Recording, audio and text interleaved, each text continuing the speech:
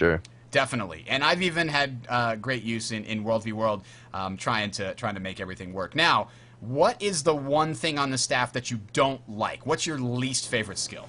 They look really bad. Oh, you missed it. What? Miane, go. In terms of skills, it's really hard to tell, to be honest. They're all really good in their own way. Even if you look at, let's say, the air chain, right? You have the number 2. A lot of people think it's useless, but it's actually an AoE blind that has like good damage on it built in. Flame burst. It takes a while to cast. Yeah, that's sort of the downside to the air 2, the lightning surge. It is an AoE blind, but it's only a very small radius around your foe. So I find it very situational, and I'll only use it if I'm waiting on another attunement to come down. Yeah. That's kind of why I don't like it. But overall, there's really no skills that disappoint me. Not even water 2? No, because the thing with water 2, if you respect for ice damage, it actually does good damage. It's super strong. Like the rages on it are good, but like let's say you're conditioned, like you get no benefit from it because condition damage does some benefit from vulnerability. So it really depends on what kind of build you run in as well. It just doesn't seem like, okay, Ice Spike, it takes about, what is it, 3 or 4 seconds to actually drop. You know, so it's like, oh, well, they have to be, well, 2 seconds. Okay, you're right. It was a little hyperbole there, but it takes a long time, you know, in game time, in instance while fighting a foe to actually drop. That by the time it actually lands, your opponent is probably not under there, especially in PvP. In PvE, yeah. I can kite enemies, keep them right under it by dodging towards them or anything. But I just find it to be really, I could have put a lava font there. Honestly. The thing about it that I like in PvP is like, okay, I'm usually, since I'm running the support Ellie, I need to be standing on the point, right? And anything that forces them to drop out of the point, even if it's a second, so I can get a tick on the neutralize on it, like it's worth it to me. Especially delay abilities like Eruption and even this Spike. Like usually they will be forced to dodge it just by pure reflect or whatever. For some reason they want to dodge it. But even if it's just a second that I can get them like out of the point, like it's worth it to me. All right, Eyedrops, what's your least favorite? Well, just to touch on the Ice Spike there, I think it's very effective in what Miane is talking about as far as structured PvP is concerned. You can basically get the AoE increaser and make the Ice Spike's AoE effect radius that exact pretty much radius of all regular sized points. Thus, if you put it right in the center, you're pretty much guaranteed if they're on the point, you're going to be doing damage. In World vs. World, it's very hard to land against moving targets, things like that. So I can totally understand where you're coming from there. And then as far as a dungeon is concerned, the bosses are most of the time pretty much stationary, so it's very easy to hit. And I do like that it's an actual real skill shot as opposed to like some of the other abilities like Dragon's Tooth on Scepter, which is just the worst mechanic ever. I hate that thing. I will fight that to my grave. But we'll talk about that in a second.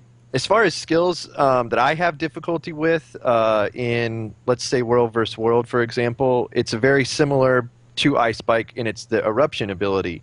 I think as far as what Eruption does, it's very strong, and I like using it. What it does is 6 stacks of bleeding for 10 seconds, I think. Yeah. I think 12 seconds. There it is. And 12 it does seconds, yeah. Tons of damage. It's another true skill shot, and you have to basically predict when the person's going to be where. So basically, if you cast it, it gives them plenty of time for them to get out. There's a huge delay from when you cast it to when it actually explodes and does the damage and bleeds. Now, once again, in structured PvP, you can put it right on the point and force them to choose between actually getting onto the point and taking the damage or stepping off of it. So it's very effective there. But in World vs. World, for example, I find Eruption to be very, very difficult to use effectively. Now, what I do with Eruption is I try to get somebody to, I try to push out a little bit forward so that somebody targets me, and then I start to fall back, and I'll put the staff for the Unsteady Ground, which cripples people that move through it. Once they're crippled, then I'll immediately throw down Eruption between them and safety, So they're going to probably start moving back through it. Oh, it's okay. I'll be able to dodge roll out of it or something. But then I hit them with an immobilize. Now, sometimes it works. If they don't realize that they're going to be in danger, the immobilize will hold them in place long enough that they'll get hit by the eruption. But the other thing that I do use eruption for in World versus World is if you're on a tower and there's a bunch of people just sitting down there, either shooting at the door or shooting at you, nobody's looking at the ground. They don't realize there's just 20 people sitting right in the middle of an eruption. Now, only 5 of them are going to get a hit, but still, it's a guaranteed hit with a lot of damage that slowly ticks over time. Whereas if somebody gets hit really big, they might look down and notice their health just drops. But but eruption sneaks up on them because it's 12 seconds of constant 6 ticks of bleeding, and that can stack a lot, especially if you get some It is also a bleeding really low bonuses. cooldown if you look at it. It's one of the lowest cooldown blasts that you also have, so you can combo around. The fact that it has a delay allows you to combo yourself pretty easily. Yeah, I think I kind of went off on a weird course there as far as, I know we're talking about skills that we're unhappy with. I think Eruption is a fantastic skill, and I'm not flip-flopping on it by any means.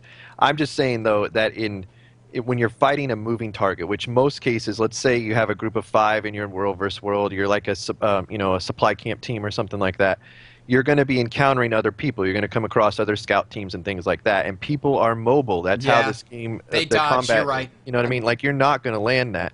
Now, if they were to maybe, I think this is a really cool idea. It could be really hard to implement, but basically you place the spell, right, and then you can click 2 again to activate it. And depending on how much time has gone past from when you placed it to when you've activated it is how many bleed stacks you put on the people. Oh, that's I think that would clever. be really, really cool. And that would really kind of take any negative feelings I have towards the ability. So it'd work a lot like Nunu's ultimate in in League of Legends. I like that a lot. League of Legends.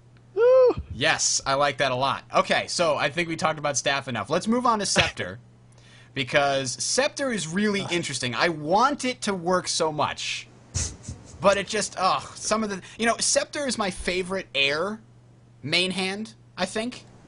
Yeah, because I love that lightning strike on the really low cooldown that almost always does massive damage. That's a really cool. But let's talk overall. What's your feeling about Scepter, Miyane? What's its place in PvP? In SPVP, I guess it's the only real weapon where you can spec damage for and like have a kind of viable build, but it's still, if you compare it to a lot of other damage dealers, like it's really lackluster. I like the low cooldowns and stuff, but there's a lot of issues. For example, air is usually your main, like your most reliable damage source. And let's say the auto attack, right? The auto attack has a few pulls going through the entire chain, and this often, if you're against a guardian with retaliation, you're gonna get wrecked. Like every single hit is gonna, it's a lot of things about this. Because after you start the ability, because let's arc lightning, you might have seen it. It's basically where they have a lightning that goes from your scepter to the target and just stays constantly shocking them. And unlike other things where you like throw a lightning, like chain lightning on the staff, it hits your opponent and then it does damage, and then if you see a retaliation field or some kind of bubble up, you can stop it. Chain lightning is just constantly hitting them over and over again, and it's not like an auto attack that goes in bursts. So I could see how that could be a big problem, because your enemy sees you firing it and then pops up a retaliation field. So for the next 3 steps, you hit yourself. Yeah, that could definitely be a problem. Yeah. Another thing related to that, a lot of things have been nerfed about this. Dragon's Tooth damage ratios have been nerfed. Tell us why the dragon. We had heard Eyedrops talking about the Dragon's Tooth. Why is he going crazy? What's about it that makes it the weird? thing about Dragon's Tooth, it requires so much preparation just to land this one skill, right? How does it work? Tell us how it works. Basically, you just press the skill, right, for Dragon's Tooth, and it has like around a 2-second delay for it to go down, right? Yeah, so it's like the staff water number 2, except that it's so much more easier to like see coming up and just avoid. You can avoid it by walking. Like you can get out of it by walking. Basically, you have to be targeting a stationary target in order for it to hit. Yeah. So the main thing about it though is, unlike the lava font or unlike lava font or any of these others, you can't choose where Dragon's Tooth falls. It always falls at the current place of your opponent. You can't predict it, right? And that's the real downside. The upside is it does tons of damage, and it sets them on fire. It does way more damage in this small AoE than it has any right to, because it's such a crappy skill otherwise. Yeah, you can't lead anybody with it. Like it's obviously locked to the target of location of when you cast the spell, but it's so blatantly obvious, especially in a structured sense. I know Miane can attest to this. That when you see that giant ass dragon's tooth above your head, you're going to dodge out of the way. And the only way you're going to land that, I've seen it used effectively, is if you're in tandem with another profession that's providing the CC in order to hold them still. It just requires way too much setup for what it's worth. Right. But it has another use when it comes to down fights. There's been a lot of, people go and they prioritize resting and all this kind of stuff. So it's more reliable when you can Dragon's Tooth in someone's body that is being rest, because it's going to hit everyone that is resting. Like, you're forcing them, you rest this person or you take all this damage and probably go down along with them. So it does have some usage, but it is a skill that I will hope to see being a ground targeted skill rather than wherever they're currently standing. Or just have a slightly faster, time period where it comes down. Because I do like the variation. But this one, just the time it takes to come down, like you said, they can walk out of it. Phoenix, though, is one of the coolest looking abilities in the game. I just freaking love Phoenix. And that is like, you cast this Phoenix, you basically choose a spot. A Phoenix flies between you and that spot. When it gets there, it explodes in a fire, then reforms and comes back to you and grants vigor to everyone and removes sometimes. It's bugged. Sometimes it comes back. Yeah. Sometimes it comes back. Oh, okay. I didn't know it didn't come back. I hadn't noticed that. You're saying it doesn't? It's bugged? Yeah, sometimes it doesn't randomly. I have no idea why.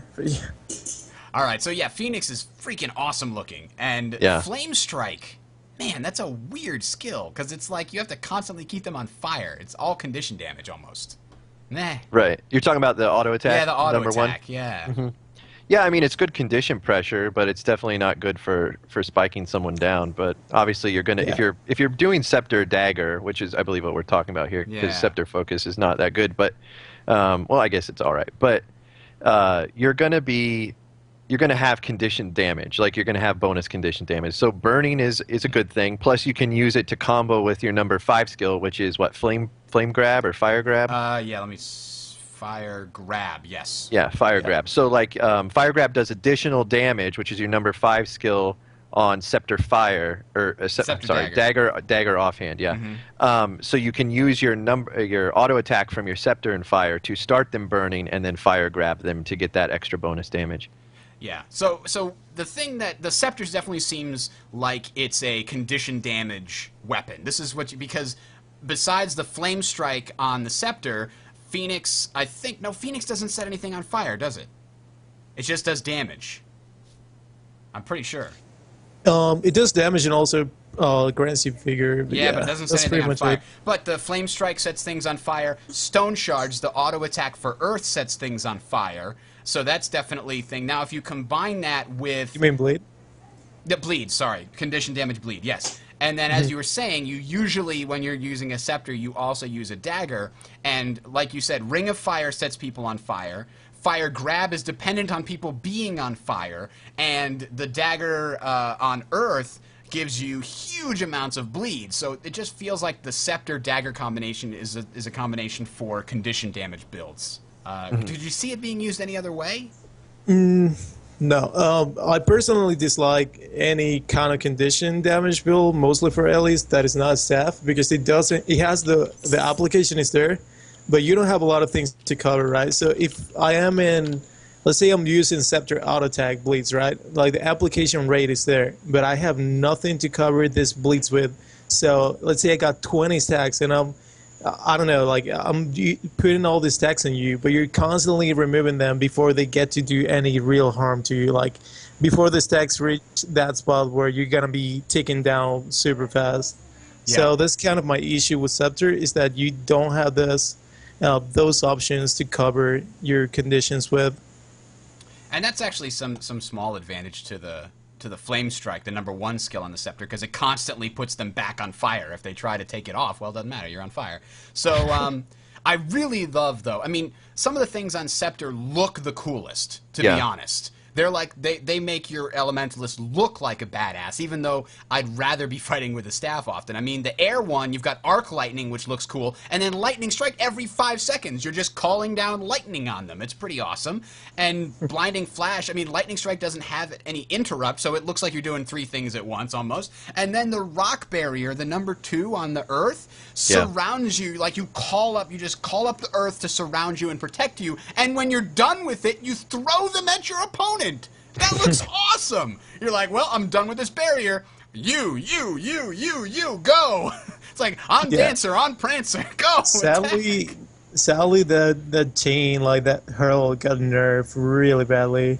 Oh, really? It's doing less damage now? It used to do so much damage, and now it does terrible damage. So it's often better to skip the barrier, since it actually gives you like some good toughness. I think it's 200 plus.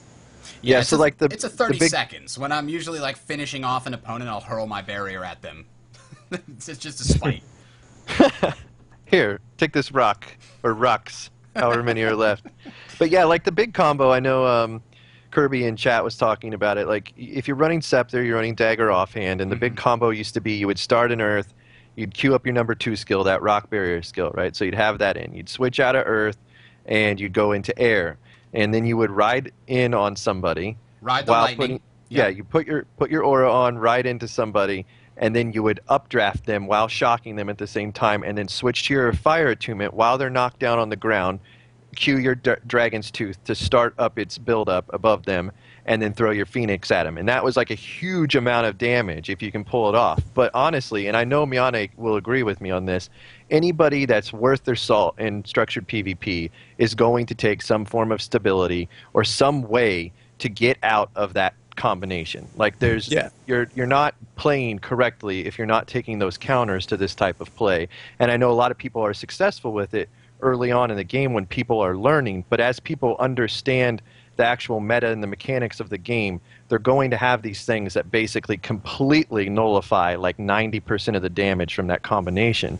It's too, like Miane was saying, there's just too much preparation and things that need to go right in order for it to work correctly. And that's why Dragon's Tooth as an ability is very frustrating against in PvP, is because people can basically blatantly avoid it. If you have a class that depends entirely on kiting and immobilizing things, and then you give everybody tools to avoid being immobilized, then that class loses all of its power. At least with those with those particular weapons that rely entirely on the immobilization. I think Dagger and the staff by itself can do a great deal of damage or control in a PvP match, and that's why the Scepter seems to fall short in that. I do, however, love using the Scepter Dagger combo in PvE, because you can count on the enemy, mob to stay on your Dragon's Tooth if you dodge through them, and then they go derp and turn around, walk straight back into the Dragon's Tooth. So that works really well. So let's move on to talking about Dagger then, because that's another very favored combination. This weapon set. What? This weapon set. This weapon set is all over the place. Okay. Oh, okay. What do you mean by that? Okay, let's look at the fire. Right, we have a channel #2 skill. It's a channel skill that will apply burn. Right. This skill can not only be interrupted so easy, it is not worth your time. You're talking about Drake's Breath, right? The #2. Yes, it is like 99% of the time not worth using at all. Like, you're wasting your time. You do more damage auto attacking than you will use in the skill. Even if you wanted to set the preparation for fire grab, like, you have so many more easier and better ways to do it. I noticed that when I was playing. I thought I was using it wrong. Like, maybe I'm not hitting them with all the ticks of the skill, but it just felt like it was not doing as much damage as advertised. And I didn't even seem to manage to set people on fire all that often. I'm an Elementalist. I have to set people on fire. So, I don't know. Drake's Breath just feels like it's almost like a broken skill. Like, it needs something fixed with it. It's great for showing off at the circus, though. It needs Fire Breath. What it needs is something that makes my enemy want to interrupt it, and something that wants me to channel it to begin with. Because right now, like, they can't just ignore you while you're doing it. Like, it doesn't matter if you're using it or not. Pretty much. But damn, do you look hot when you use burning speed to fly in as if you're on a hoverboard, just sliding along this fire, leaving a trail behind you like you're Marty McFly. I gotta say, that looks cool as hell. And then you miss them. And then you miss. And then they dodge out, and then you burn nothing except the grass. Burning speed, though, is a really cool skill. I think it's really fun to use. It's difficult to use it, consistently in the proper way, like landing them, like Miane was saying. Like, it's pretty easy to miss, but it is a dash. It's a gap close. Like, if you guys are unfamiliar with dagger play on an Elementalist, it's very much in and out type of combat. You go in, you do some stuff, and then you use an ability to get away from them, right? You're creating that space because you are still super, super squishy. So you never want to give them the time of the day to actually retaliate against you. But there's a lot of these skills that are gap closers, and there's a lot of these skills that create gaps, right? So, like, you're going to find yourself dashing in with burning speed, for example, bursting them with some type of combination, and then maybe, switching over to air, for example, and updrafting them away, which kicks you back, gives you swiftness, knocks them back. You've created that gap again to get another combination ready where you're going to dash in on them again. Then you have your Air Attunement number 4 skill, which is your Ride the Lightning you can use to close the gap on them. You have Magnetic Grasp. Oh, yeah, that's a cool one. That is... Like, I see you got some iron in your blood. Get over here! Yeah. So awesome. It's very much in and out type of combat. And I think where the daggers really fall short is that if you do get caught, or if one of those gap closers fails, you find yourself kind of like in a herp dirt moment. Like, let's say you cast Magnetic Grasp, and it's your only gap closer you have left that's not on cooldown while you're doing this, like, skirmish or whatever, and it for some reason bugs out, which it tends to do a lot. Or they go behind a corner for 1 second. Something silly causes it to not make you travel to them. You're then stuck at, like, max range, and none of your abilities do anything to your opponent. Meanwhile, your opponent's probably schooling you somehow. So I find it, like, it's really, really hit or miss. It can be really good if you land the combination appropriately, but I feel like against skilled players who know what a dagger LE does, like, it's very easy, once again, to counter. The issue I have with this weapon design is that you're giving me a melee weapon, and I'm already squishy and have one of the worst stats in the game in terms of defensive stats because of what I have as a profession itself. And, like, your damage is so low, your survival is so low compared to every other profession if you're dagger. It just doesn't feel rewarding at all. Like, if you want to do any damage, you're going to be so much more squishier because of the traits that you're taking. And then you're being a melee. You're in melee range. Like, usually you just die. Yeah, I mean, I totally agree with you there. I think the risk, it's necessary for the reward to be greater than the risk, right? Or the possibility of the reward. And I know the fact that you're actually going into melee and you have those squishy stats is a huge, huge risk, right? And the thing I hear time and time again about warriors preaching up why it's okay that they do 1 billion damage in 5 seconds is because, oh, well, we're in melee, so we should get that advantage. We're at risk, blah, blah, blah. Well, you also have the highest armor. You have the highest health in the game. Where is the risk? That to me is not a risk. And they have plenty of mobility too. Look at the ways they can do leaps and jumps and all kinds of crazy stuff. I too, when I started playing Elementalist, and I understood that what ArenaNet's whole thing was is if you're in melee, you should be doing more damage to make up for it. And when I went to play Dagger, I'm like, oh, this is the big damage combo because these are all short range skills, and I was not impressed. I mean, Drake's Breath is a perfect example of something you have to be right next to them, and I expected it to do tons of damage. Like Fire Grab does a satisfying amount of damage when you can set somebody on fire, but Drake's Breath does nothing, and Lightning Whip does pretty nice, but the rest of the air tree is like meh, and the Earth one, it takes so long to set up, and you're so vulnerable when you're doing it, just never felt right. I agree with you completely. Well, the thing about the whole warrior thing, I think is kind of right and kind of wrong, because if you look at LEs, like, what are your main mitigation ways, right? You have protection, like, you have protection available to you on a 2-man swap if you spec for it. One of the highest up times by default when it comes to protection duration. Then you have Misfirm, you have Blinks, you have all this kind of stuff, right? But I still think the damage is not there to even make it work. Like, even though you have all these ways to get out of a fight, because we know the warriors, once they're in a fight, they use their shield block. They're usually like really susceptible unless they have endure pain traded or in their utility bar.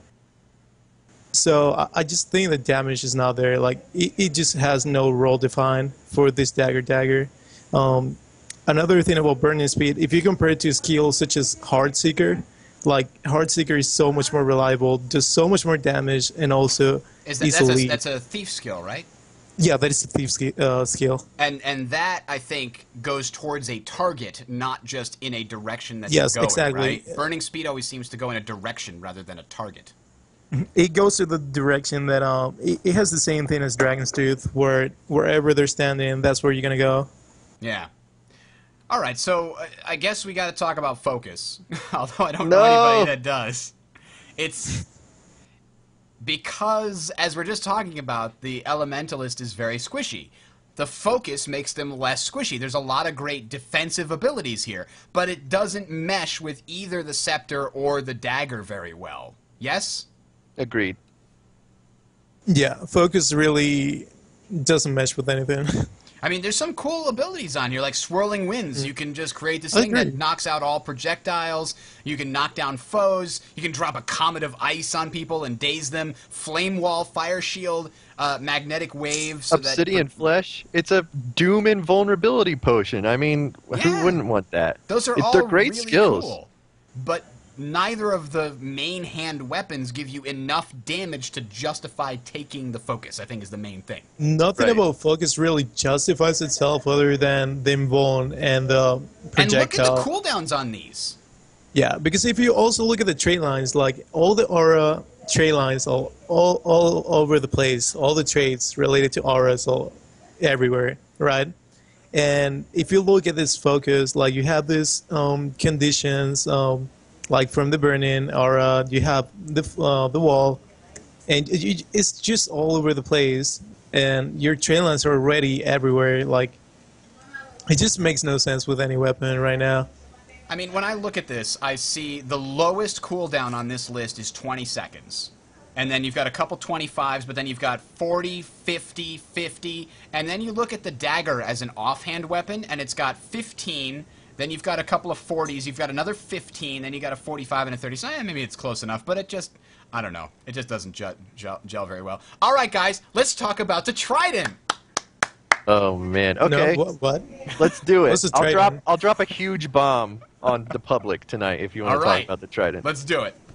All right, so the Trident, of course, is the go-to weapon. Actually, is it the only one? It's the only. Yeah, it's the only one. You have no choice. Okay, so you will have to use it, and you will like it.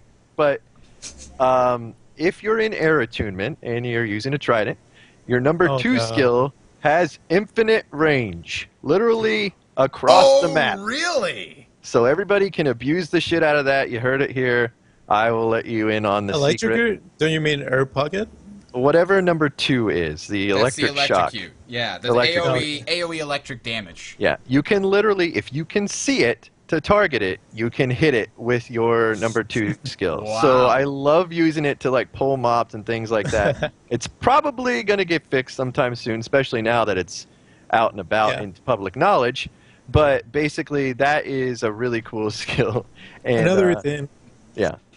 Air pocket number 3, I don't know if it's fixed, but if you're aiming upwards and you use the bubble, like it actually goes all the way up, and you can like get into mountains that way if you aim it properly, because you're still underwater. The air. Yeah, it goes up. If you aim it, like, so for people that don't know, it releases this like air bubble that goes in the direction you're facing, and it just keeps going for about 12 to 1500 range, and then when it explodes, you teleport to that location. You can detonate it early, or it'll detonate when it hits a foe or when it gets to its target. So go ahead. That's interesting. I never heard that before. I don't know if they fixed it yet, but it's pretty funny. Yeah, so as far as the strength of the Trident is concerned, I think water attunement with the Trident is really, really strong. Yeah, like that's probably the one you're going to be using a lot. The number 5 skill on water is really kind of your go-to. It does so much damage. Yeah, it's like, but everything else doesn't do damage, so it kind of balances out, and it really makes sense. And I'm really happy with the water attunement. I mean, you've got an AoE burst skill that you can trigger. You've got a wall that you can use to stop projectiles. You can add AoE regeneration and vigor, I think, and then you also undercurrent, I think, yeah. Your tidal wave, which is basically a dash towards your target, and it does a lot of AoE damage as you're going through them, which is really good. You can pin them against a wall. Like, normally you do damage on the entire journey. If you can pin them against a wall and use tidal wave, you do all the damage that you would normally do over the entire journey just to them and the areas, or just to the target, instead of, like, doing damage as you pass through the target.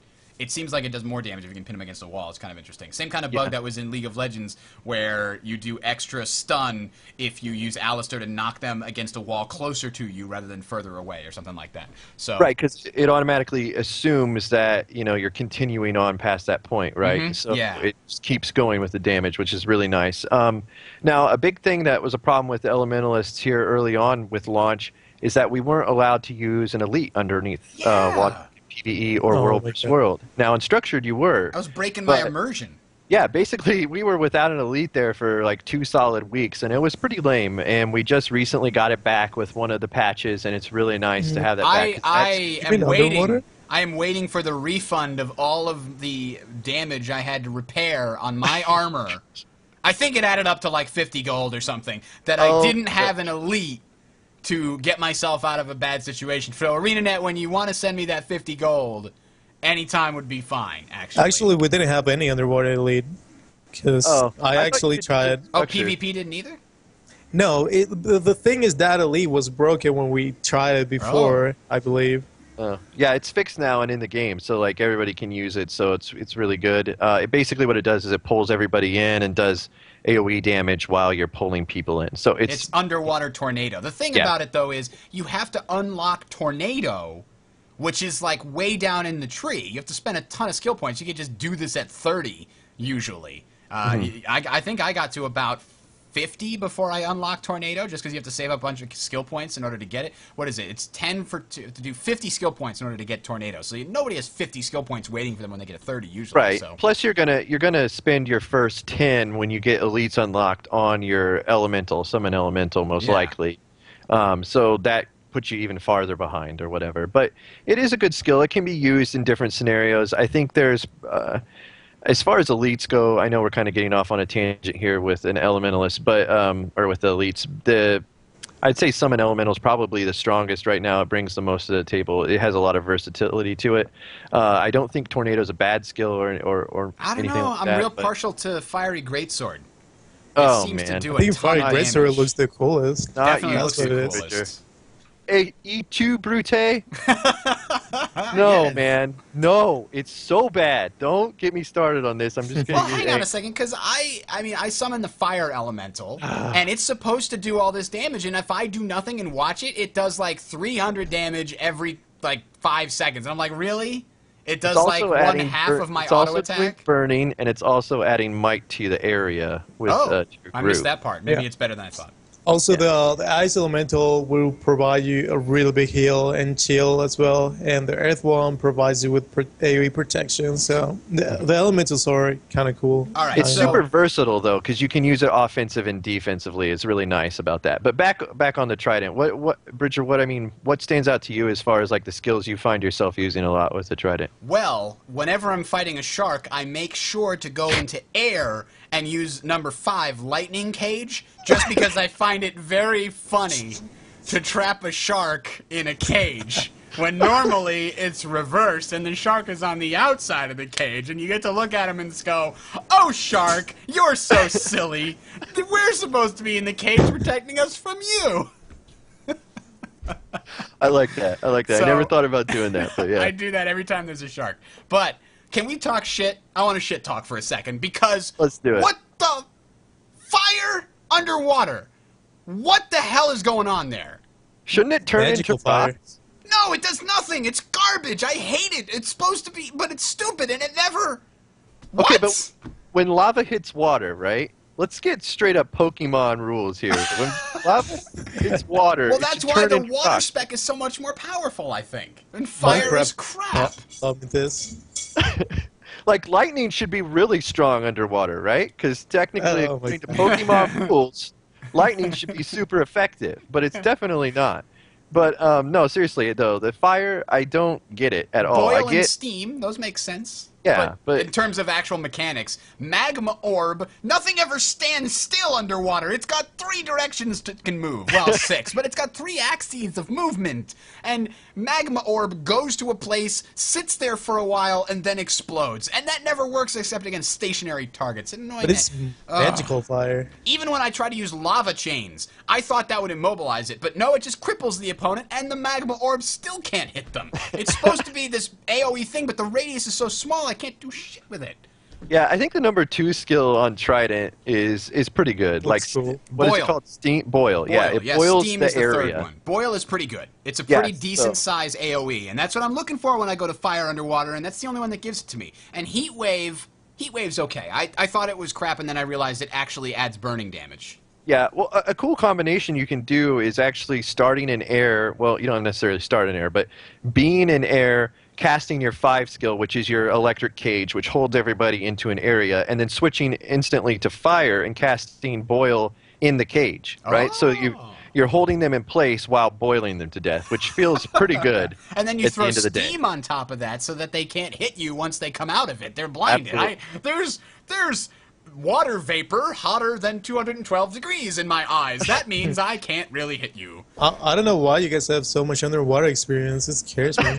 Well, there's this thing in World vs. World, Miane. I know you're not in there that often other than on the trebuchets, but there's actual underwater combat that takes place. I consider myself to be a crate-killing expert and a quaggin connoisseur, and I've spent many a times in the Borderlands Center Lakes testing out the underwater skills in the recent past. That was a scary world. I have to say, my favorite thing to do to people, though, against other players, is first put them in an air bubble and float them towards the surface, and they can't do anything when they're in the air bubble. It's as if they're stunned or dazed. And then, once they get out of the air bubble, they're like, phew, now at least he can't mess with me on the Z-axis, until I throw a rock anchor on them, and they sink for 5 seconds, and they're back to where they started, and now they've got a lightning cage around them. So it's a pretty fun combination. Yeah. Earth is nice. I like Earth. I have a lot of condition damage when I'm playing in PvE, and I like the number 1 just adds tons of bleeds. I feel like the 5, it leaves something to be desired on Earth. It's supposed to AoE blind everybody, right? Like, I never seem to get that to land on anything, ever, for some reason. Yeah, but what it does is it clouds the water for a certain amount of time, so its duration 6 seconds. So for that entire 6 seconds, they're blinded, even if they attack multiple times. So that actually works. Unless they actually leave the AoE, then they will get out of the blinding. But that can blind them from multiple attacks, which is what's nice about it. But again, like you said, they have to sit still. Yeah, it's good if you have like a bunch of people or things attacking you, I suppose, to kind of mitigate some of the damage. It's nice. It's kind of a passive-aggressive way to support your group. But I mean, we're kidding ourselves here. How you play underwater as an Ellie is you don't play it at all. That's a good answer, but you use all your utilities, which are arcane skills, in underwater, and then you just press Whirlpool. Like, that's pretty much what you do. Like, honestly, that's how you play underwater as an Elementalist. But I think the skills are pretty good, but on the whole, underwater combat right now, to me, for every profession, is just... It's just that. I'm not going to like bash it or anything like that, but it's really not that exciting to me personally. Well, let me ask you this question. Would you prefer to simply have all the normal abilities that you have? I mean, like, that's how World of Warcraft works, right? You're just underwater using exactly the same skills. It would be impossible. Make no sense. Yeah, it would be impossible. First off, it would break your immersion, Bridger, at 100%. It would. Secondly, it would be impossible to use some of those skills because you're dealing with another dimension, right? Is that the proper term? Like you're in 3 a third dimension. Like, that's right. So like it would be like all of those skill shots would basically be impossible to land all of the time, and it would just be a really big headache. So I don't know. I play some of the other professions and I use their underwater abilities, and to me they're much more user-friendly. For example, I know we've been hating on the Warrior, but the Warrior is just so good right now, we like to use it as kind of like the level that we'd like everything else to be. Instead of 1,000 sword swings, it's like 1,000 pokes!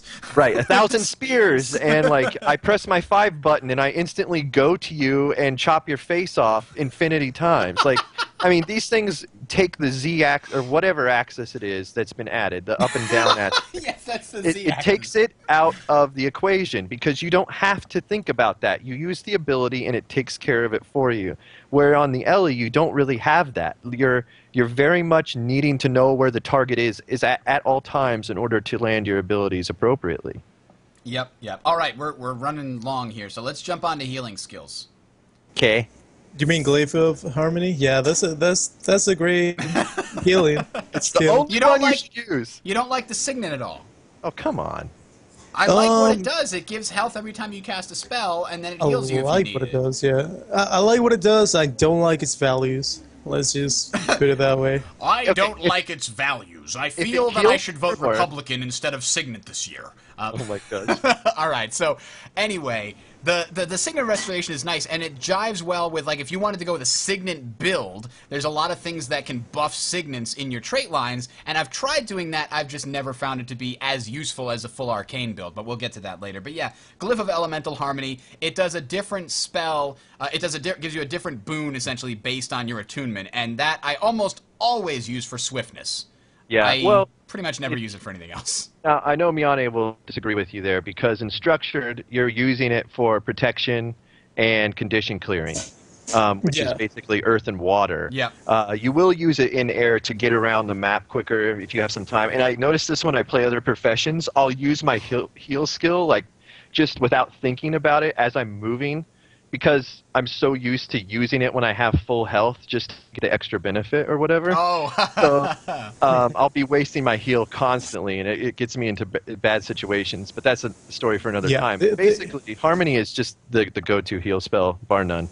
Yep. It's actually been nerfed as well, and it's still like the strongest heal you can possibly get. It used to get down to 15-second cooldown, and now it's around 20, but yeah, it was pretty ridiculous before when you could get the Glyph recharged and get it down to 15 seconds. It's a pretty strong heal. All right, so let's talk utility skills then.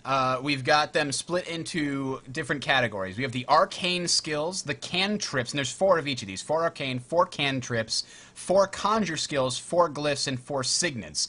And much of these are very similar. All the signets are air, earth, fire, water. All the glyphs are, well, not the glyphs actually, but the conjures are earth, flame, frost, lightning, so they've sort of matched the same thing. The cantrips are armor of earth, cleansing fire, lightning flash, mist form, and so it's sort of similar everything. Let's talk about the arcane skills. These are fantastic. They're phenomenal. There's a lot of great traits that go with these.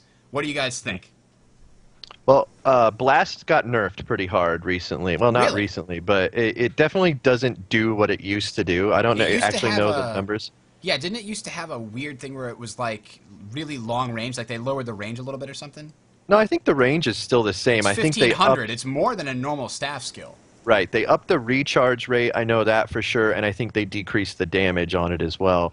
So it kind of lost its, unless you're doing an all arcane utility build, it kind of really lost its place on your bar, IMO. You know, I mean, like, Arcane Power, Arcane Wave are just way stronger. First off, Wave is probably my favorite out of all of the arcane because it's a blast finisher. Right, and you can use it to combo with all of your fields that you can create as an Elementalist. So it's kind of like a really versatile skill. You can use it to do damage. You can use it to support your team to heal. You can use it to add auras to your team. You can use it, you know, I mean, it's just so many different ways that Arcane Wave, I think, can be argued onto any bar. I feel like it definitely is a success as far as skill design goes.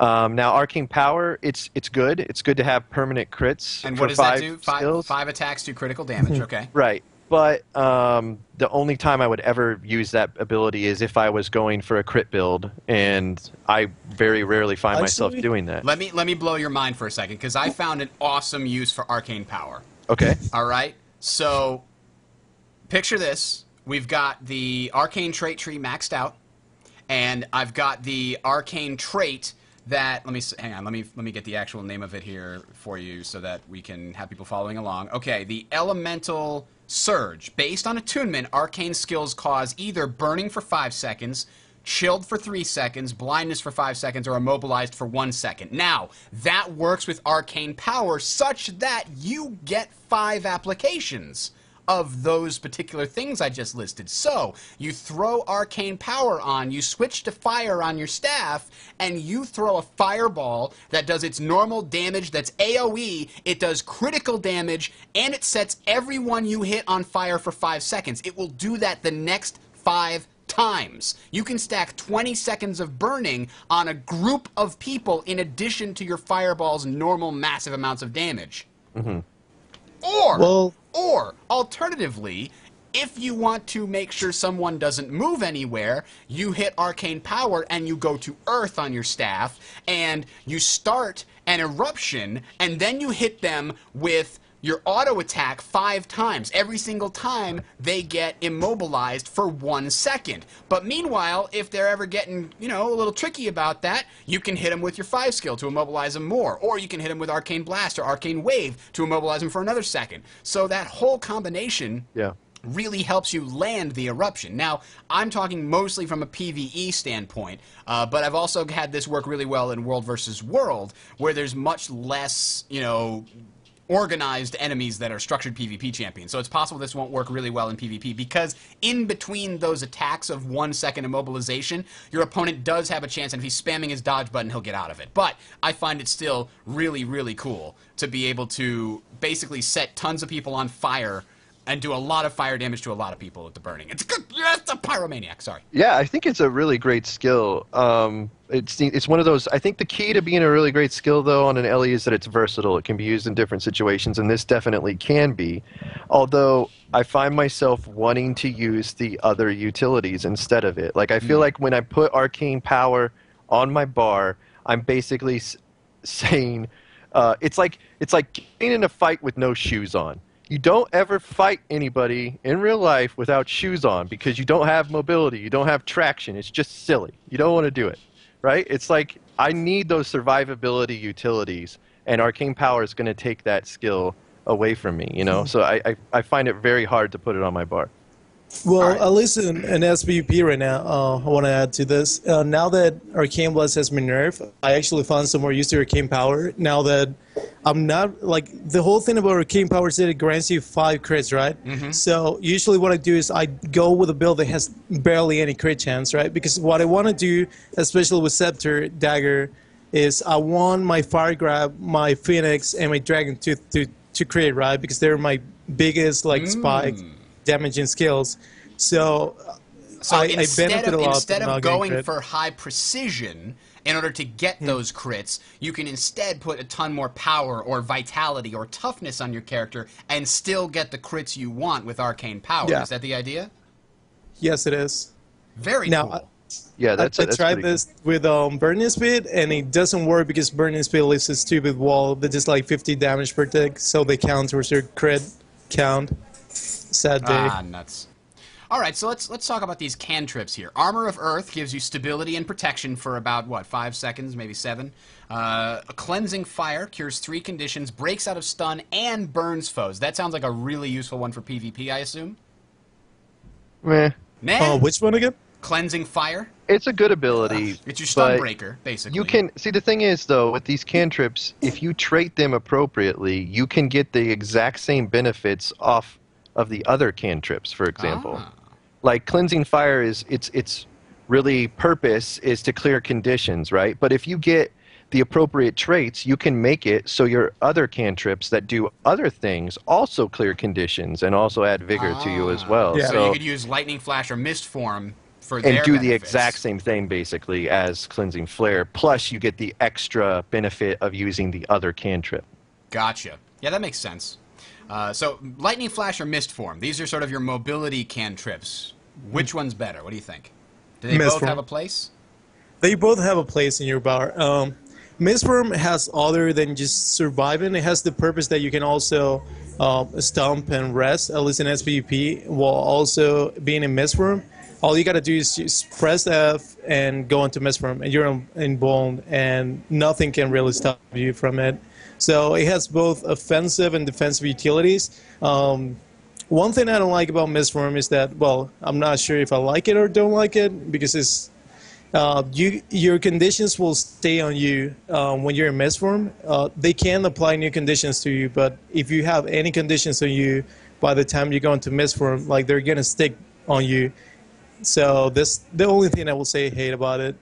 And the mist form also breaks stun, which is a really nice thing to have. That's sort of an extra tick in its category. And by the way, if you're in mist form, either because you've got it on your bar or you use the number 3 when you're down, keep in mind that you can dodge to get a little extra speed in mist form. That's kind of nice. All right, let's talk about the conjures. We got Earth Shield, Flame Axe, Frostbow, and Lightning Hammer. Aside from how badass you look with the lightning hammer when you use the 3 skill to knock someone backwards and just make them fly through the air, do you see a lot of utility for these? Because I haven't used them a whole lot. I think Earth Shield has some possibilities for usage. I know I even messed around with it. I actually think Miane was using it. Because when you play support, I don't want to step on your area here, but when you play support as an Ellie, and you're playing like that regeneration build that's pretty popular, and actually Miane recently did a guide on it that's pretty popular as well. We should probably get the link for that. We talked about that last week. It's in last week's show notes for anybody that wants it. Okay, cool. But what you find yourself in that staff set is that when it comes time for the game to be decided, which is really right around the stomps, preventing people from getting stomped, things that really are like the big plays of the match, you really kind of lack those abilities. You have like what we talked about, the gust to get them away, right? But if you take Earth Shield, you not only have the ability to make yourself invulnerable, which is really nice, obviously, in a pinch, but you also have your 3 and 4 skills, which one is a pull and one is a dash daze, which both interrupt stomping processes, which is really successful if you can pull it off. Plus, you're also giving a shield to the area, so like someone can pick it up on your team and do the exact same thing. They can be invulnerable. They can dash. They can do. So if your team is good enough, honestly, I think in structured, Conjure Earth Shield or whatever it's called can be used very effectively.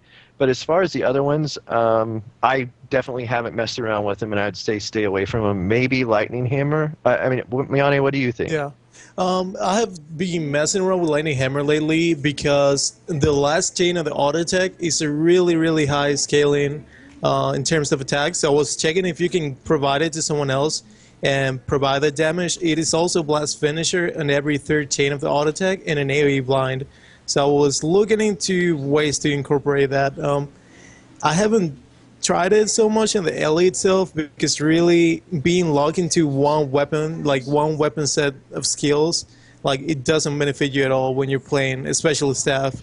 So yes, it does have the potential. It had the potential before when they leap through the static field. Used to be a 2-second daze. You will see thieves spamming hardstick through it.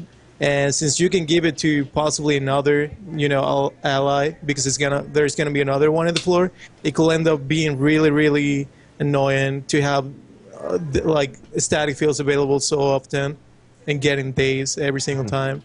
But it does have some potential.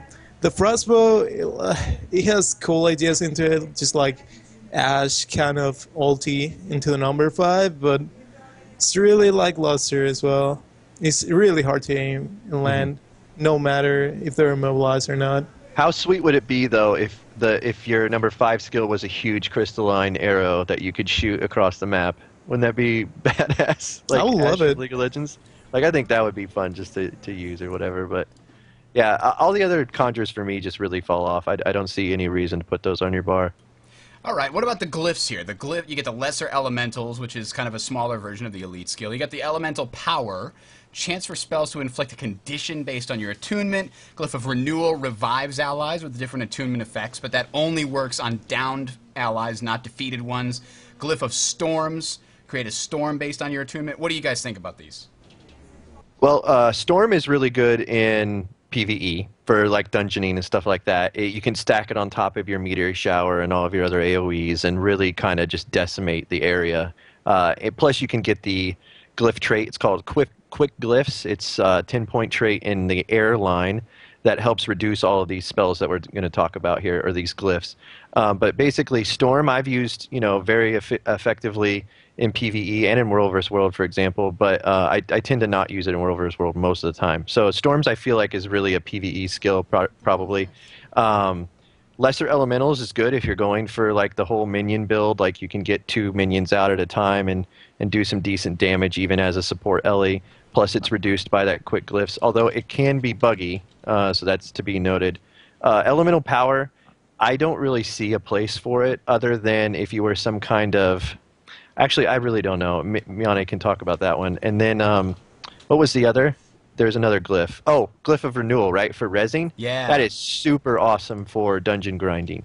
Also, it can be used effectively in World vs. World if you time it appropriately. You can res 3 people, which is really, really nice. If you're in Earth Attunement. It's basically it does a different res depending on what attunement you're in when you cast it. So if you're in Earth and you cast Glyph of Renewal, you're going to be resing 3 people in the area, which in a dungeon, if you're fighting a boss, is super awesome because everybody knows that if you go up to res somebody, basically the boss instantly turns to you and says, nope, you're not going to do that, and stomps on you. Well, if you're using Glyph of Renewal, you can do it from range and safety, and it doesn't trigger that mechanism so that you can get your allies up with safety, which is really nice. Yep, definitely. I definitely like that. It was definitely a little overpowered. I think in one of the betas it was getting people up even when they were defeated, and that was no good. Right, that's to be noted. It doesn't res you if you're completely tapped out, but it does res you if you're in your down state. Yep. All right, so, I have never really used Glyph of Elemental Power. I mean, it adds a condition based on your attunement, but it's... Look how small those conditions are. 3 seconds of burning, 2 seconds of chilled, and... You can, I mean, it adds versatility, but I'd kind of rather have a signet that does one of those things better, rather than doing 4 of them weak with a 45-second cooldown. Miane? The thing about Elemental Power is that they try to give you this glyph, right, to kind of solve the issue that you have no way to cover your conditions, but the issue is that it's a chance. It's like a small chance. It doesn't really, like, I will be fine if this glyph were not to be a chance but a 100% thing, right? Because then you will have more possibilities in terms of... Oh, so it's it's over 30 seconds that it gives your spells a chance to do this. It's just... And it feels like it's not dependable enough. Is that the idea? It's you can't rely on it for condition covering. It's just there. Like, it doesn't help at all, even if you're making a condition build. It's just bad right now. It basically adds the things that those attunements already do. It doesn't make any sense, right? Like, if you're in fire, it adds burning, right? Yeah. You already can cause burning from fire attunement. If you're in air, or if you're in water, it adds chill. You can already add, like, it doesn't make any sense, you know what I mean? Well, it does make sense, and that's the problem.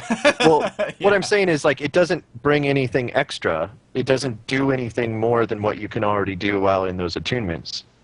Yep, exactly. All right, let's go on to signets now, because I don't think we're a little bit over the time, by about 47 minutes that I wanted to spend in the show. So, but I mean, this is a lot of good all stuff. Bad. There you go. All bad? Really? None of them are good? Not even Signet of Fire? Because that can give you 5 or 10% more crit if you're going with a crit build. Come on. Signet of Fire is probably the one I like the most when I'm playing Condition, but that's only because my third utility is usually up in there.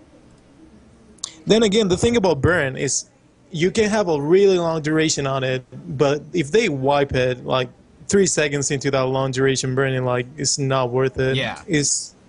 You don't want a high duration on it. You want a high tick per burn-in. Yeah. Right. The other thing is that if you're in PvE and you throw 30 seconds worth of burning on them, and then they die at the 20-second mark, you've just wasted a bunch of damage. Das is true. So, yeah, I mean, I like Signet of Earth. I've used it in World v World in order to help solidify those... to lock somebody down? Lock somebody down, and... Because it's got a long range, right? I'm pretty sure. It's got, 1,200 range. 1,200, So I'll use that on, like, Eruption, like, in combination with other immobilizations. I'll throw an Eruption down, and then I'll hit them with my 5 skill on the staff, which locks them down with Immobilize for 3 seconds. Just before that ends, I hit them with Signet of Earth so that they don't get a time to hit with their dodge, and they'll guaranteed to get those 6 stacks of bleeding. And so that's kind of useful, but it's only a single target, so it's tough. But we talked about Elite. Downstate abilities. We have downstate skills? What? Yeah, they don't. Oh my god. They don't seem like they add up to when I see the thief disappearing in front of me. Okay, it's seriously the worst downstate skills in the game right now. Vapor form is kind of cool, but it's really kind of pointless in the long run. Like, definitely in PvE, it doesn't save you hardly. Like, the only way you can save yourself is by jumping off a cliff or some stupid shit with it. I mean, look at all the other professions. They have something that stops people from stomping them, and we just don't have that mechanic, and it really is frustrating to play. Grasping Earth is supposed to be that. But because it immobilizes your foe, so if they killed you from a distance, then you can use Grasping Earth to slow them down for 3 seconds. You know how hard it is to pull that off? Like, it's so hard to get that. It doesn't come up fast enough. They're usually dodged right next to you, and then they're taking you down. Yeah, regardless. Like, it's okay, I guess, but really, for this to be anywhere comparable to any of the other down skills, number 2 has got to do something that stops people from, like, either an interrupt, a knockback, a fear, like, you know, how the Necro has. Like, all of these professions have something that stops him from killing them. A static field. Yeah, exactly. Something like that, a stun or something, so that your teammate can come to your assistance. That's the whole thing that we're lacking right now. And basically, if you fall down as an Ellie and you're 1v1, you're getting stomped. Like, there's no stopping it. Like, it's obviously... And let me tell you, it's easy to fall down when you've only got 14,000 health and no toughness. 14,000 health is stacking vitality. Well, that's actually right. Exactly. That's when you have vitality stacked as a secondary thing. So 14,000 is actually a lot for an Elementalist. Let's get more realistic. I mean, Miane's build that he's famous for using is right around 12.8 to 13k. And, like, that is really kind of the number that you're going to more realistically be looking at. You know what I mean? Like, there's just so much weakness going on with the Ellie, and right now we just don't have that stuff that kind of makes that risk worth it. You know, that's why the Elementalist, and then that's what makes the Elementalist kind of tough to talk about, because it has so much really good functionality in the sense that if you've got a staff and you're at the back of a line in World versus World and you're calling down meteor storms and you're throwing fireballs at people, hitting 2 or 3 people at a time, you've got a ton of utility. But anytime you kind of get caught by yourself where you have to engage with an opponent, it's much harder because you're so weak. If you've got teammates to sort of run interference and protect you, then you can do a lot. It's much more of their support is great, but it's their direct fighting that's really difficult. Yeah, I think support is really, if you guys are playing Ellie right now, if you want to, like, not rage all over the place and really contribute to your team, just roll support like that. Trait yourself for arcane and water, and then 10 points in whatever you feel necessary, either air or Earth. I mean, that's really what you're gonna find yourself excelling at. Like, I feel like that's in a good place right now, and I'm pretty sure Miane would agree because that's why he plays it in structured. But as far as you know, all the damage specs right now, they're really kind of lackluster. Yep. All right, so let's briefly talk about the traits, sort of like favorite traits of the various trees. So fire magic.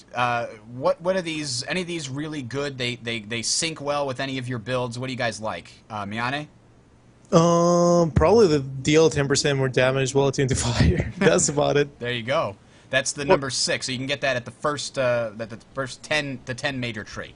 Yeah, I mean, it makes sense too, because when you're in fire, you want to do damage. Like, that's the whole point of being in fire. So it really kind of works quite well. There's a lot of cohesiveness with that trait, and then the actual function of the attunement. There's a signet thing in here where you can gain a fire shield if you have a signet build, but again, we talked about a lot of the signets themselves aren't really worth it. What about the top 2 here? Fire fields last 30% longer, and each fire spell you cast adds might for 5 seconds. I think it adds 3 stacks of might, if I'm not mistaken.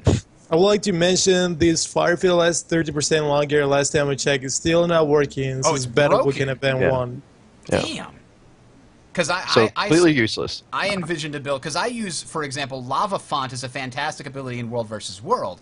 If you get the arcane trait that increases your staff's AoE, it becomes damn near as big as the normal meteor storm, and it kills and it hits everything inside of it better than the meteor storm does. It's much less random. So what I will use the Lava Font for is to clear a wall section. Like, if there's a bunch of people on the wall firing at the ram, I will use Lava Font constantly on the wall because it's a really low cooldown already. Now, if you, for example, get fire fields to last 30% longer, and then you also get the 20% faster recharge, you can keep that fire font or the lava font up almost all the time. I hadn't actually, tested it, but that was something that I had been playing around with, like thinking like, oh, maybe that's what I should do. But if you're telling me it's broken, I'm pissed. Now it won't work. Yeah, it doesn't function properly right now. Yep. All right, air magic. Let's talk air magic. So fire field, 20% chance to cause burning whenever a foe attacks you in melee. That feels so weak for a 5, minor trait. Even a minor trait, it only when a melee opponent attacks you, you have a 20% chance to cause burning. And when you're attuned to fire as well. Yeah. That just feels really low. Like, if it should be, at the very least, I wouldn't mind it if it was 20% chance to cause burning all the time. Not only in melee, but also against, ranged foes. I wouldn't mind it then.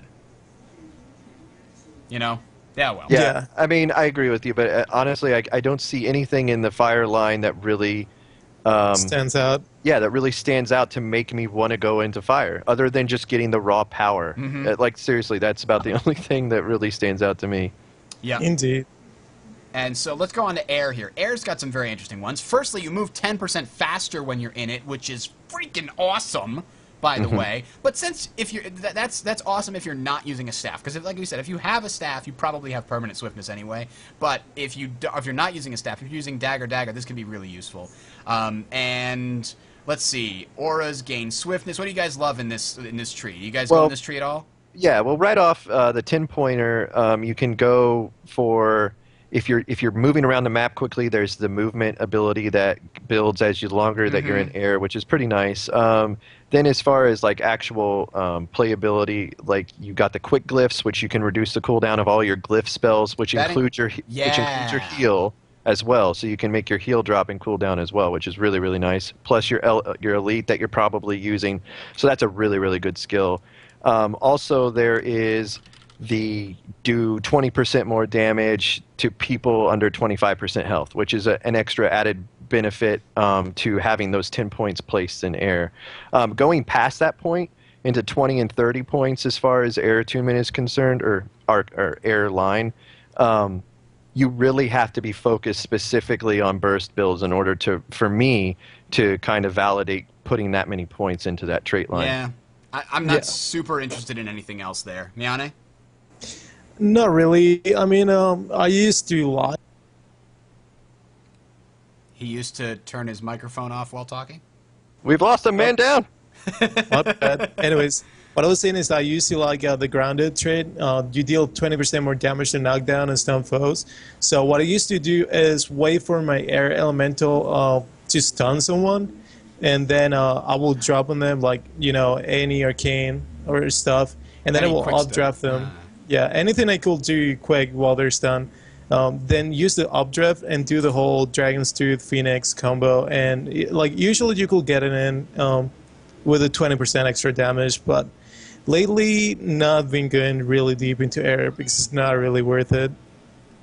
I have a cat. No, go away, cat. I don't know why the cat's here. All right. So Earth Magic. This is one of the ones that I feel like I would actually go to the end for, because the maintain passive effects of signets when you would activate them is a really cool ability. I mean, I liked my signet build. I just didn't feel super effective, but I really kind of like that concept. Now, what the current build that I have is for PvE, and it's a condition damage build, and I actually go all the way. I got 30 points in Earth and 30 points in Arcane, and I get 30 points in Earth, but I don't take Rock Shield or Written in Stone. I actually go with not Signets recharge faster. What is it? Gain Armor of Earth when health reaches 50%. That's nice. Yeah, it's a super strong trait. And then I get 10% more damage. Oh no, bleeds you apply last 20% longer, and Earth weapons recharge 20% faster. Those are the three that I go with. I actually don't use any of the top two. I don't like them as much as the other ones when I'm doing my current build.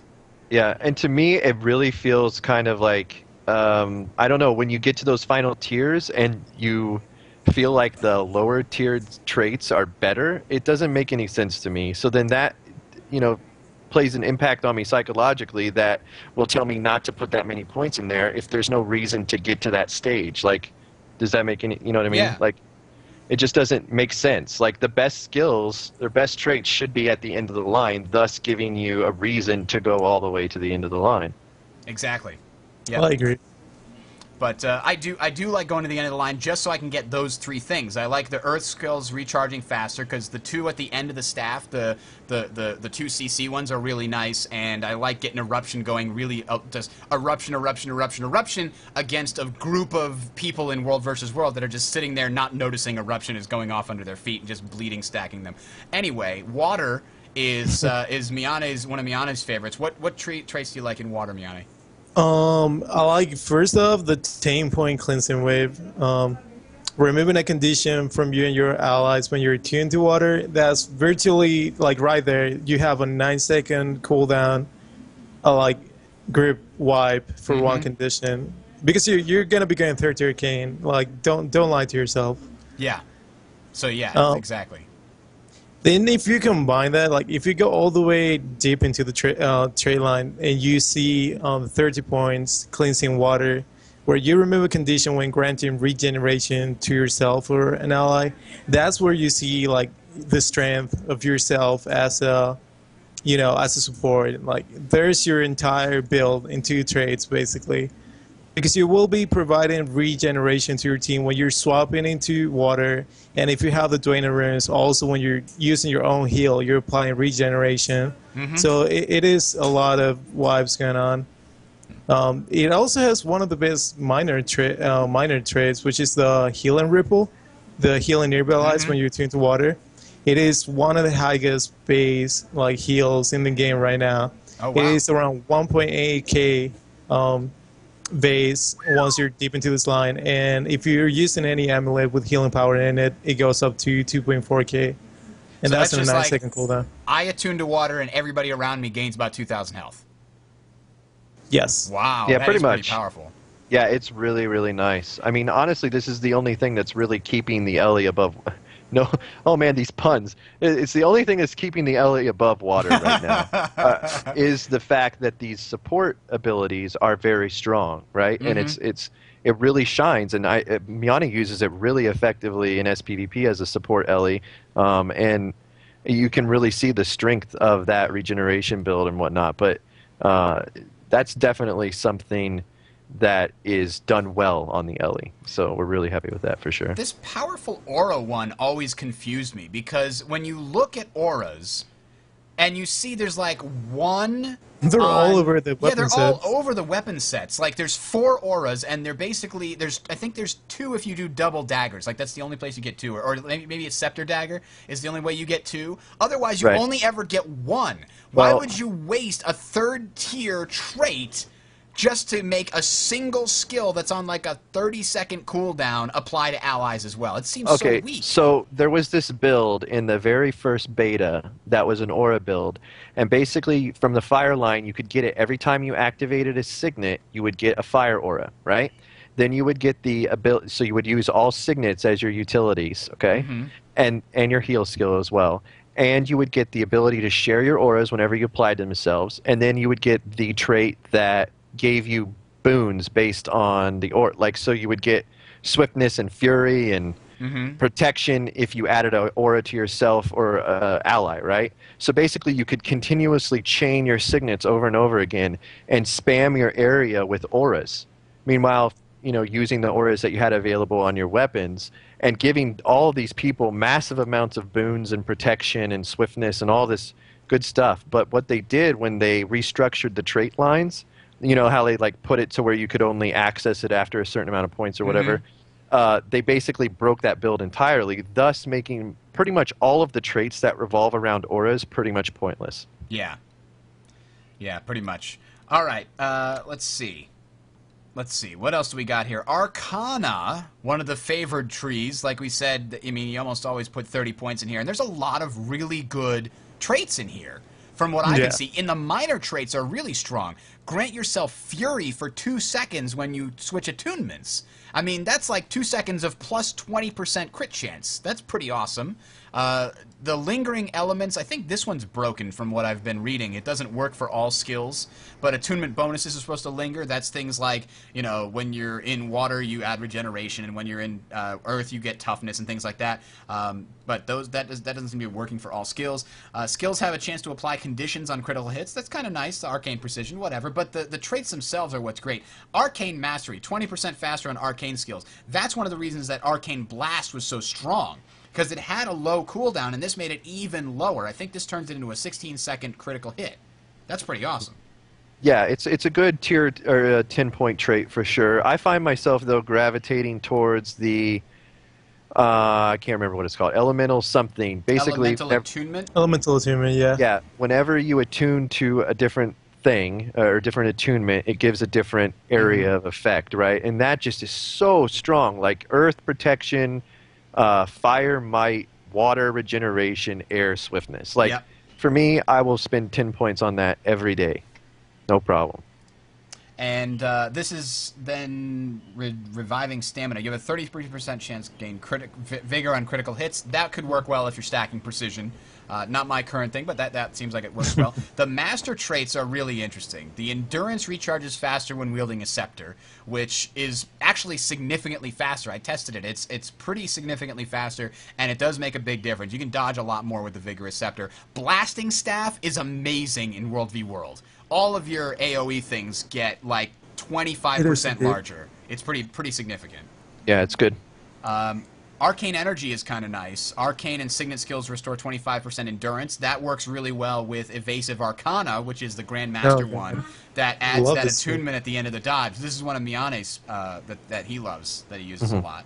Yeah, the beauty about this trait is that not only is it giving you all the spells, with also don't share an internal cooldown like all of them, but they're all blast, right? So you have all these fills and you have all this blast that you can chain with them. So it just makes up for really great combinations. Yeah, I 100% agree. This trait is a must-have really at the moment for pretty much any Elementalist in any build. Every time I don't have it, I wish I had it, and every time I do have it, I'm glad I have it. I guess that's pretty much the definition of a perfect trait, and Evasive Arcana is 2 thumbs up. Yep, absolutely. Like I mentioned before, I use Elemental Surge in my build, and I find it really useful, at least while I'm doing PvP in World versus World in the way that I'm using it, because it makes clearing PvE really fast, because I'll start in Fire Spec, I'll use Arcane Blast and Arcane Wave to throw Fire Burning on everybody, and then I'll switch over to Earth and throw Bleeding on all of them, and they're all dead from DPS in like 2 seconds. So that's what I usually use it for. Yep. But that's kind of nice as well. All right. That, I think, covers a whole lot of stuff about the Elementalist. Any final thoughts here that we didn't cover? You know, should we talk about clothing? You know, what's awesome? I hate every single weapon for Elementalists. They're the least visual. Like, staffs all look lame. Daggers, you can really tell their details. So really don't like any of the visuals from Elementalists personally. Zoom in on this Hoochie Mama, Bridger. Check this girl out. This is my Ellie in game right now, and she has got it going on. Are those exotics? That's all I got to say. This is a pretty common armor setup as far as skins are concerned. I do have a bunch of sets. This is just my Magic Find set that I'm wearing right now. But the staff that I'm using right here is actually the base legendary for the Bifrost, which I'm sure everybody's really excited about making here. So the base is kind of lackluster as far as the skin is concerned. I can see what Miane's talking about. Like, oh, it's 3 green balls. Well then. Basically. Yeah, but I know the armor on the human Ellie females is really good. Like I kind of like pardon my French, but I like the slutty look or whatever. I'm a perv, I guess. But yeah, the staff legendary is really cool though, and I'm almost there. I'm literally probably going to be one of the first to have the legendary staff, so I'm really excited about that. Yeah, I see you in the dungeons like all the time on TeamSpeak. Gosh, you're always in there. So much grinding going on. As between the time spent World vs. World and working on this legendary, my whole schedule is packed. But yeah, you guys can check me out there at the TLEyedrops on Twitch there. I'm going to be showing some of the final parts of the legendary as well. So if you guys want to check that out, I'll show it to you here within the next week. All right.